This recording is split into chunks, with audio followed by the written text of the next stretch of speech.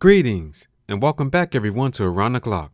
Now first off, as you know, a big shout out to all of my subscribers, as well as anyone tuning in and listening. Thank you all for all of your support, guys.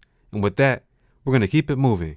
Now, as you can see in the title of this video, the reviews for Travis Strikes Again No More Heroes are in. Alright everyone, this review is translated from the world-renowned Japanese magazine Famitsu. And in the Famitsu system, if you're not familiar, when they review games, they usually use 4 reviewers for each game, and each reviewer scores the review from 1 through 10. Now, out of the 4 reviewers' score, they are combined for a total score of 40.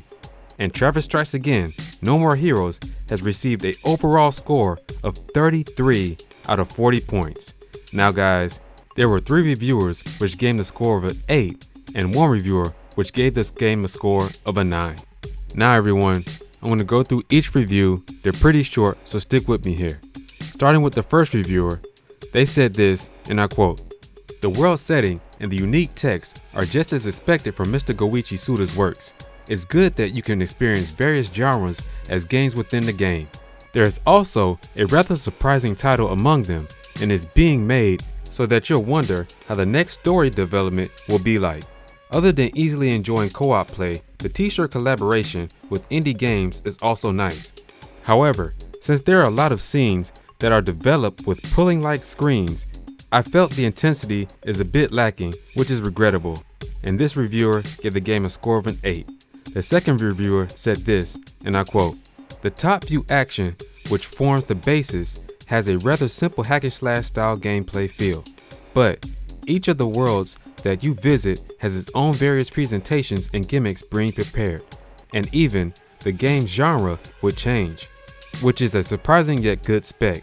The appearances of unique bosses are still intact, so you'll look forward to battling against them. It has an abundant humor filled with parodies, risky jokes, and more from various titles, which ended up making me grin." And this reviewer gave the game a score of an 8. On to the third reviewer, which said this, and I quote, "Although the action is focused on sweeping enemies away with the beam katana, the genre will change to puzzle, adventure, racing, and more depending on the stage. So it'll make you get excited every time. The action skills are also varied. It feels good to use them, and you can also have fun in thinking of combinations to prepare for boss battles. Homages to games and movies are scattered all over the place, which ends up making me grin. The visuals, which are so senseful, also made me numb." Now this reviewer gave the score of a 9.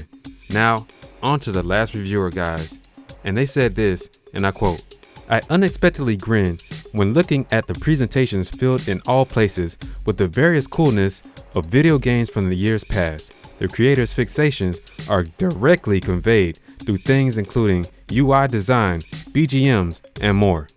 You can enjoy each genre like action, puzzle, and text adventure. Such game story development is also unique and interesting. Although I'm a bit concerned by the play sensation, which I feel like a bit too grindy. It's a title that has mysterious appeal that I cannot stop because I want to know the story's continuation." And this reviewer gave the game a score of an 8. Now guys, I don't know about you, but I am hyped for this game. You know, last week I was unable to get the new Super Mario Bros. Game and the Tales of Vesperia game, but this week I plan on getting Travis Strikes Again No More Heroes because I did pre-order it from GameStop. You know, it's only $39.99, and we cannot forget that Travis Strikes Again No More Heroes has a season pass with 2 DLC packs on the way, guys. Now, if you buy the game physically for $39.99, you get the season pass for free, but if you download it digitally, you'll have to pay for the season pass for $9.99. Now, as far as volume 1 of the DLC, which is called Black Dandelion, this will be released on February 28th, 2019. And with this one, you get to play as Shinobu Jacobs, and it'll be interesting to see how her story intertwines with this game. And now, as far as volume 2 of the season pass, which is called Bubblegum Fatale, which is scheduled to release on April 30th, 2019. And you get to play as Bad Girl in this one, And in this DLC, it has an additional stage called Killer Marathon. Now, it is said that Bad Girl is resurrected in this DLC by Badman, the main villain in Travis Strikes Again No More Heroes. And I must say this, the whole design of this game is pretty unique.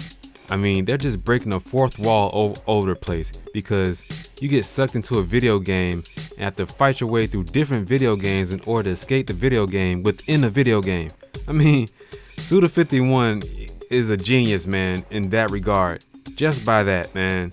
And it'll be interesting to see how this game plays out. I can't wait to get this game on Friday, guys. I really cannot. And like Suda said, if this game does well, that he will be making a No More Heroes Part 3. So hopefully, guys, that there's a lot of support for this game and a lot of fans come out to get this game, whether you download it or get it physically. Alright guys, that's gonna do it for this video. What are your thoughts on the Travis Strikes Again No More Hero reviews from Famitsu? Please let me know in the comment section below. And if you plan on getting this game when it releases, feel free to leave your comments, guys. If you like this video, make sure you hit that like button.